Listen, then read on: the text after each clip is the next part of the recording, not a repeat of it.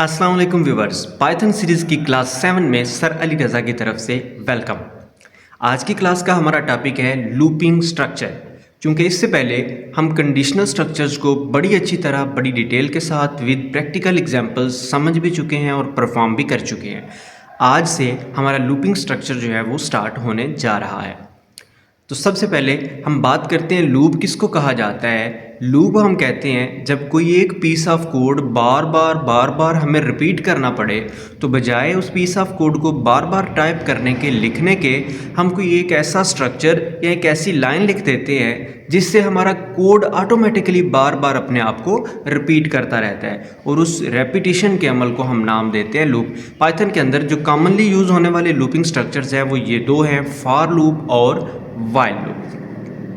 सबसे पहले बात करते हैं फॉर लूप। ये दोनों लूप्स जो हैं काम सेम ही करेंगे, बस इन दोनों लूप्स का स्ट्रक्चर जो है, सिंटैक्स जो है वो एक दूसरे से मुख्तलिफ है। आपकी अपनी चॉइस, बाज़ दफ़ा फॉर लूप को यूज़ करना आसान होता है, बेटर होता है, बाज़ दफ़ा व्हाइल लूप को इस्तेमाल करना आसान और बेटर होता है। फॉर लूप को पहले समझते हैं। फॉर लूप को अप्लाई करने से पहले एक फंक्शन के बारे में आपको पता होना ज़रूरी है, क्योंकि फॉर लूप तब अप्लाई होगा जब इस फंक्शन को हम बीच में ऐड करेंगे। उस फंक्शन का नाम है रेंज फंक्शन।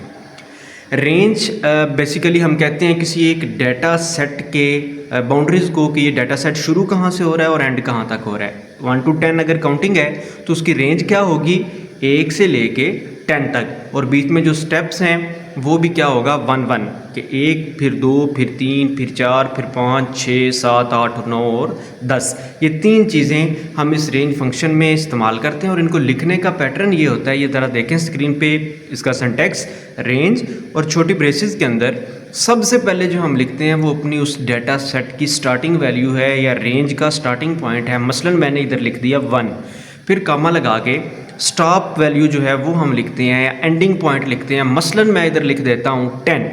अब कामा लगा के तीसरे नंबर पे हमने उसे बताना होता है कि स्टेप इंक्रीमेंट है या डिक्रीमेंट है, वो कितना होगा।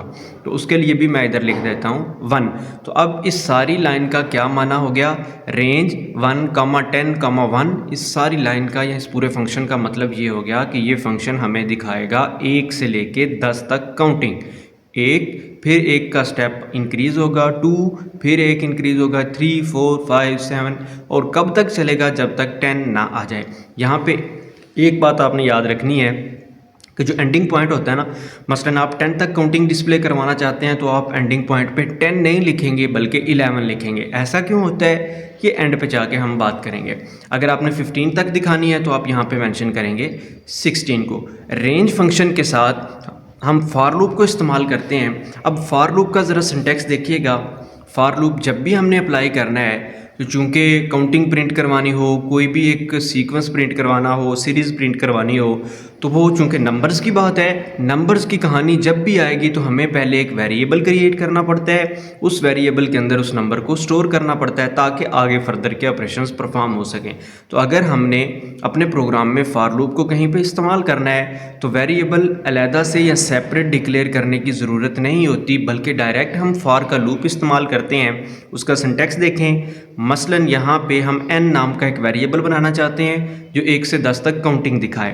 तो उसके लिए क्या होगा, फॉर के बाद हम उस वेरिएबल का नाम लिखेंगे जो यहीं पे क्रिएट भी हो रहा है, फॉर n इन रेंज के बाद छोटी ब्रेसेस के अंदर वही हम अपना फॉर्मेट दे देते हैं 1, 10, 1, फिर ब्रैकेट। अब जो n नाम का वेरिएबल है ना, उसमें कोई एक वैल्यू नहीं आई, जैसे प्रीवियस क्लासेस में हम करते थे n is equal to sugar, n is equal to 150, n is equal to 7.5। वैसे नहीं हमने किया, बल्कि इस n नाम के वेरिएबल के अंदर हमने एक सीक्वेंस स्टोर करवा दिया है, एक रेंज स्टोर करवा दिया है जो 1 से लेके 10 तक है और एक एक के स्टेप के साथ है। अब इससे नीचे वाली लाइन पर अगर हम ये लिखते हैं ना प्रिंट n, तो रन करने से कोई एक वैल्यू नहीं दिखाएगा बल्कि ये पूरे का पूरा सीक्वेंस डिस्प्ले होगा। सिंटैक्स को दोबारा देखें और चलते हैं अपनी मोबाइल स्क्रीन पे। ओके जी, सबसे पहले मैं यहाँ पे सिंटैक्स के साथ फॉर लूप को ऐड करता हूँ, फॉर आई इन रेंज, और स्टार्टिंग पॉइंट मैं ऐड करता हूँ 1, एंडिंग के लिए हम लिख लेते हैं 11, और स्टेप मैं ऐड कर देता हूँ 1। आई नाम का वेरिएबल है और उसमें ये रेंज स्टोर हो चुकी है 1 से लेके 10 तक की। اور اب میں پرنٹ بھی اسی رینج کو کروانا چاہتا ہوں جو کہ آئی کے اندر ہے، پرنٹ آئی۔ یہ دھیان سے آپ نے دیکھنا ہے کہ سٹارٹ، سٹاپ اور سٹیپ 3 چیزیں یہاں پہ ہم نے مینشن کی ہیں۔ کوڈ کو اگر رن کریں تو 1 سے لے کے 10 تک آپ کو اس نے کاؤنٹنگ ڈسپلے کروا دی ہے۔ اب ذرا واپس کوڈ پہ آئیں، یہاں پہ میں ایک چیز چینج کرتا ہوں، سٹیپ جو ہے نا اس کا 1 کی بجائے میں ایڈ کر دیتا ہوں 2۔ اب کوڈ کو رن کریں تو اب 1 کے گیپ سے نہیں بلکہ 2 کے گیپ سے 1 3 5 7 اینڈ 9۔ یہ کس وجہ سے ہوا؟ سٹیپ کو چینج کرنے کی وجہ سے۔ سٹارٹنگ پوائنٹ اگر میں بدلتا ہوں 2، اب کوڈ کو رن کریں تو اب شروع ہوا ہے 2 سے، 2 4 6 8 اور 10۔ سٹارٹنگ پوائنٹ کی بجائے اب اگر ہم 21 ادھر لکھ دیتے ہیں اینڈنگ پہ، تو اب 2 سے لے کے 20 تک ہماری کاؤنٹنگ جو ہے وہ اس نے پرنٹ کروا دی ہے۔ تو صرف رینج فنکشن کے اندر جو ویلیوز لکھنی ہے ان کو دھیان میں رکھنا ہے، اور آج کی کلاس میں ڈسکس ہونے والے تمام پوائنٹس کو پریکٹیکلی پرفارم کرنے کے بعد فیڈ بیک ضرور دیجیے گا تاکہ مجھے پتہ چلے کہ آپ لوگ میرے ساتھ پرفارم کر رہے ہیں۔ ملتے ہیں اگلی کلاس میں، تب تک کے لیے خدا حافظ۔ If you are new here, kindly subscribe our channel and press the bell icon.